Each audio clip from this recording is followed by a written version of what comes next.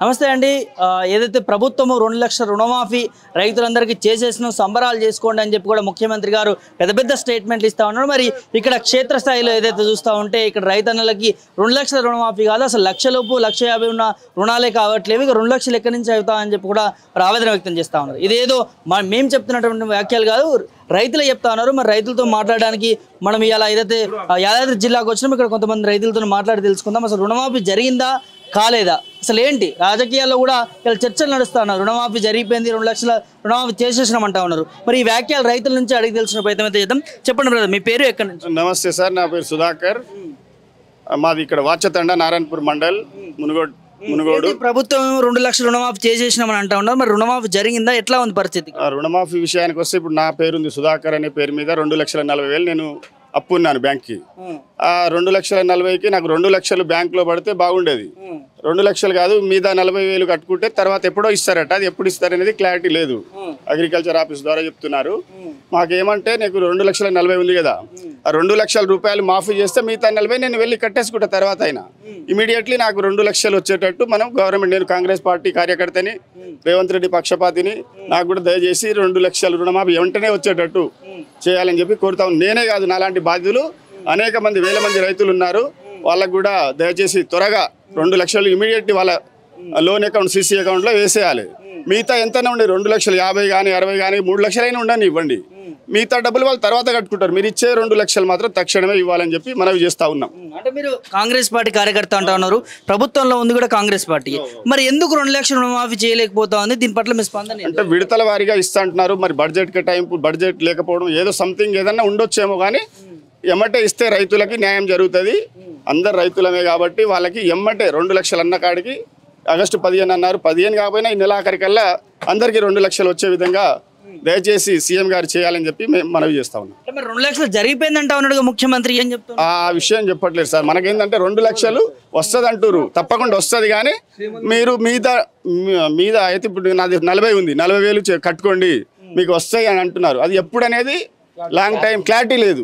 కాబట్టి మనకు తక్షణమే ఎవరెవరైతే క్రాప్ లోన్ తీసుకున్న వాళ్ళు రైతులు ఉన్నారు, 2 లక్షలు కావచ్చు, 3 లక్షలు కావచ్చు, 4 లక్షలు కావచ్చు అండి, వాళ్ళకి మాత్రం వాళ్ళ అకౌంట్లో 2 లక్షలు పడేయమని చెప్పి కోరుతా ఉన్నాం. చాలా మంది రైతులకి ఇందులో కొర్రీలు పెట్టరు, కావట్లేవని ఆవేదన వ్యక్తం చేస్తా ఉన్నారు. మరి బ్యాంకుల చుట్టూ కూడా తిరుగుతా ఉన్నారు. ఏంటి పరిస్థితి, ఎందుకు కావట్లేదు? మరి వాళ్ళందరికీ కూడా కొంతమంది ఆధార్ డీటెయిల్స్ సరిగా లేకపోవడము, లోన్ అకౌంట్ కొంచెం కరెక్ట్, అకౌంట్ ఖాతా కరెక్ట్ లేకపోవడం, కొన్ని సాంకేతిక లోపాల వల్ల కావట్లేదు. అది వాస్తవమే. కానీ 2 లక్షలు అనేది అందరికీ ఎమ్మటే చేసేయాలి, కాలయాపన చేయొద్దు. 2 లక్షల మీద ఉంది కదా మీది, మీరు మీద కట్టుకోండి, మీకు 2 నెలలకు వస్తుంది, 2 నెలలకు వస్తుంది, 6 నెలలకు వస్తుంది అని కాలయాపన చేయకుండా రైతు పక్షపాతి మన ముఖ్యమంత్రి గారు కాబట్టి తక్షణమే రైతులందరికీ ఇమీడియట్లీ ఇష్యూ చేసే విధంగా, ఇమీడియట్లీ వాళ్ళ అకౌంట్లో 2 లక్షలు పడిపోయే విధంగా కృషి చేయాలని నేను మనవి చేస్తా ఉన్నాను. ఏంటి బాబా, ఏంటి పరిస్థితి? రుణమాఫీ జరుగుతుందా, ఎట్లా ఉంది పరిస్థితి? కరెక్టే చేస్తామన్నారండి, కానీ చెయ్యలేదు. ఎవరి ఖాతాలో ఆయన పైసలు ఒక 2 లక్షలు అంటారు, 2,30,000 ఉండొచ్చు, 2,40,000, 3 లక్షల దాకా ఉన్నది. కానీ 2వ విడత 3వ విడత అంటారు, 4వ విడత కూడా చెప్తున్నారండి వాళ్ళు. ఒకవేళ ఇప్పుడు 3 లక్షలు కానీ 4 లక్షలు, ఒక ఇంట్లో 3-4 తీసుకుర్రు, వాళ్ళ పేరు మీద అకౌంట్లో 2 వేస్తారా 3 వేస్తారో తెలియదు. కానీ అకౌంట్లో 2 లక్షలు ఇచ్చేసి కతిమే కడదామని మేము బ్యాంకు పోతుంటే బ్యాంకులో మాకు తెలియదు, వాళ్ళు ఇవ్వలేదని అంటారు ఒక మాట. ఈ కతిమే మేమైతే 2 లక్షలు కట్ చేసుకొని ఇప్పుడు 2,30,000, 2,40,000 అనుకో, మేము కడదాం అంటే మీ పైసలు మొత్తం అకౌంట్లో వేస్తే మాకు 2 లక్షలు వేస్తే కతిమే మేమెంతైనా కట్టుకుంటాం. ఇప్పుడు కడదామని 40,000 కడతాం అనుకో, తీసుకుంటలేరు వాళ్ళు. మొత్తం కట్టండి, వడ్డీ అసలు అన్ని కట్టండి, లేకుంటే మీ డబ్బులు అక్కడి నుంచి రాలేదంటారు వాళ్ళు. 2 లక్షలు చేస్తామన్నప్పుడు చేయాలి కదా. అదేనండి, ఇప్పుడు బ్యాంకుల చుట్టూ తిప్పించుకురు అన్నారు వాళ్ళు, వేస్తామంటారు. రేపు ఏవైనా క్యారెట్ చెప్తలేరు వాళ్ళు. 2 లక్షలు 15 ఆగస్టు దాకా 4 విడతని 3 విడత అని చెప్పారు. 3 విడత పోయింది, 4 విడత దాకా అని అంటారు. ఇప్పుడు 4 విడతలు వేస్తారా చెప్తారా, మండే సండే అయినా చెప్పాలని మేము కోరుకుంటున్నాం. మీ స్పందన ఏంది మరి? అంటే ఇవన్నీ చూస్తా ఉంటే మీకు ఏమనిపిస్తుంది? కరెక్ట్ చేస్తలేదు కదా, అదేనని మేము ఇప్పుడు రైతులందరూ పడుతున్నారు బ్యాంకులకు. సంబరాలు చేసుకోమంటున్నాడు ముఖ్యమంత్రి. సంబరాలు దేని చేసుకోవాలండి, ఆయన ఇస్తే దేనికన్నా 2 లక్షలు ఇచ్చిన తర్వాత కదా సంబరాలు చేసుకునేది. బ్యాంకుల చుట్టూ తిప్పుకుంటూ ఏం సంబరాలు చేసుకుంటారండి? అక్కడ ఇప్పుడు పనులు దినం, ఇప్పుడు పత్తి చేనులు ఉంది, ఏరి పనులు ఉన్నాయి, అవి విడిచిపెట్టి బ్యాంకుల చుట్టూ తిరుగుతున్నాం కదా. దానికి ఏం సంబరాలు చేసుకోవాలి? ఇప్పుడు రోజు ఇవ్వాలరా రేపు రామని అగ్రికల్చర్ దగ్గర పోతున్నాం, ఆడికి బ్యాంక్ దగ్గర పోకుంటారు. బ్యాంక్ దగ్గర పోతుంటే వాళ్ళు కాదంటారు, అగ్రికల్చర్ వాళ్ళు అది కాదంటారు. ఎక్కడ సంబరాలు చేసుకుంటారు రైతులు? ఎక్కడ ఉంది పండుగండి? అదే బాధపడుతున్నాం ఇప్పుడు. రాను పోను ఒక 50 రూపాయలు ఖర్చులు అయితేనే ఉన్నాయి, రోజు పెట్రోల్ వేసుకోవాలి, బ్యాంకులో చుట్టూ తిరుగుతూనే ఉన్నాయి. ఇక సంబరాలు చేసుకున్నారు, ఎక్కడ తీసుకుంటారండి? అదే బాధపడుతున్నారు అందరూ. చేసుకుంటే ఒకసారి వాళ్ళ అకౌంట్లో 2 లక్షలు అన్నారు లాస్ట్కు. ఆ 2 లక్షల వరకు లోపల వేసుకొని మేము మా డబ్బులు ఎంత ఉన్నాయో మేము కట్టుకుందామని మేము కూడా కోరుకుంటున్నాం. ఏం చెప్తావు నువ్వు కూడా? అంటే ఒకవైపు రుణమాఫీ పైన చర్చ నడుస్తూ ఉన్నాయి, రాజీనామాలు అంటే ఇవ్వంటూ 2 లక్షలు రుణమాఫీ చేసేసినామని ముఖ్యమంత్రి అంటా ఉన్నాడు. దానిపైన మీ స్పందన ఒక రైతుగా? నేను రైతుని, నేను మాజీ సర్పంచ్ని వచ్చిందండ. రేవంత్ రెడ్డి చేసేది చారిత్రాత్మకమైనది. ఎందుకంటే దేశంలో ఎవరు చేయలేదు 2 లక్షలు అంటే. అది ఒక ఆశమాషి విషయం కాదు, కానీ కొన్ని సమస్యలు క్రియేట్ చేస్తుండు. ఏ విధంగా అంటే ఇప్పుడు మన రేషన్ కార్డు లేదు, రేషన్ కార్డు సంబంధం లేదన్నాడు రేవంత్ రెడ్డి గారు సీఎం. రేషన్ కార్డు లేదన్నప్పుడు 1,60,000, 1,70,000 రేషన్ కార్డు పర్పసే సీఎం గారు చేస్తున్నారు. ఆ రేషన్ కార్డు పర్పస్ అయినా ఉన్న 2 లక్షలైనా నిధులు జమ చేసి ఉన్న రైతులకు మేలు జరిగేటట్టు విధంగా చేస్తేనే మనకు కూడా సేఫ్ కదా. నేను ఒక రైతుని, ఇప్పుడు నా పేరు మీద నేను ఒక ఫ్యామిలీ, నాది, నాకు భార్య, నా 2 కుమారులు, నాకు 2 లక్షలు, మా అమ్మకు 2 లక్షలు, మా తమ్ముడు 2 లక్షలు. మేము అలాగా ఫ్యామిలీ మాది, 3 ఫ్యామిలీ, 2 లక్షలు మాయి, 6 లక్షలు. 6 లక్షలు కాకుండా మినిమం 2 లక్షలు చేసినా మాకు కూడా సంతోషమే కదా. రేషన్ కార్డు లేదు, ఓన్లీ పాస్బుక్కే ఉండాలన్నాడు, అది కూడా సంతోషమే, మేము కాదంటలేము. పాస్బుక్ పర్పస్ అయినా మీరు 2 లక్షల చొప్పున మాఫీ చేయండి. మిగతా అమౌంట్ వాళ్ళు కట్టుకుంటారా, వాళ్ళు ఏమైనా చేస్తారో మీకు సంబంధం లేదు. ఉన్న 2 లక్షలు వాళ్ళ అకౌంట్లో జమ చేసి వాళ్ళ రైతులకు, నాలాంటి రైతులు చాలామంది ఉన్నారు, వాళ్ళు కూడా మేలు చేయాలని మేము చేస్తున్నాం. ఇప్పుడు 2 లక్షల రుణమాఫీ అనేది కాలేదు లిస్ట్ వచ్చింది, కానీ ఇక్కడ అగ్రికల్చర్ ఆఫీస్ పోతే 2,50,000 అనుకో, 50,000 కట్టండి, 50,000 వడ్డీ కట్టండి, మిగతా అమౌంట్ మేము పే చేస్తామంటారు. ఆ బ్యాంకుకి పోతే మొత్తం పే చేయమంటారు. అసలు 50,000 మేము కడతాం, బ్యాంకులు రెడీగా ఉన్నారా? వాళ్ళు లేరు కట్టించుకోనికి. 2,50,000 పే చేయండి, లేకపోతే మేము 50,000 కట్టుకుంటాం. ఆ 2 లక్షల రుణమాఫీ అవుతుందా? మీరు అగ్రిమెంట్ మాత్రం అడుగుతారు. కాబట్టి విధి విధానాలు ఖరారు చేసి అది త్వరలో రైతులకు కూడా మేలు చేయాలని కోరుకుంటున్నాను. ఇక్కడ ప్రధానంగా చూస్తే ఏదైతే మిత్తి ఇంట్రెస్ట్ కడితేనే రుణమాఫీ చేస్తారు అని చెప్పి కూడా అది కూడా భరోసా లేకుండా పోయింది. మరి కొంతమంది రైతులు కూడా ఉన్నారు, వాళ్ళతో మాట్లాడి తెలుసుకుందాం. చెప్పే బాబాయ్, ఎట్లా ఉంది రుణమాఫీ? ఒకవైపు ముఖ్యమంత్రి గారు సంబరాలు చేసుకోవాలంటా ఉన్నాడు. ఆయన చేసుకుంటాడు, ఆయన బాధలు ఆయనకేమున్నాయి, మా బాధలు మాకేమున్నాయి. ఒకరికేమో అవుతున్నాయి, ఒకరికేమో అయితే లేవు. కానూని బాధే కదా సార్. మరి చెప్పేది ఒక మాటలు, చేసేది అని ఒక చేతలు. ఈ అర్థం కాని పనులే కదా, అర్థం కాని పనులేక. ఇప్పుడు నా కొడుకుకు 1 లక్ష ఉంది, నాకు 1,50,000 నాయి ఉన్నాయి. నా కొడుకు రేషన్ కార్డులో ఉండు, ఆయనకు లేవు, మాపై నాకు లేవు. మరి వాడు ఏరుపడ్డాడు, వాని పాస్బుక్ ఉంది, వాడు బ్యాంకులు భూమి ఉంటేనే కదా సార్ డబ్బులు ఇచ్చేది. మా పాస్బుక్ పెట్టుకొని డబ్బులు ఇచ్చిండు. వాని కుటుంబం అలాగనే 2 పిల్లలు, పిల్లం వాడు.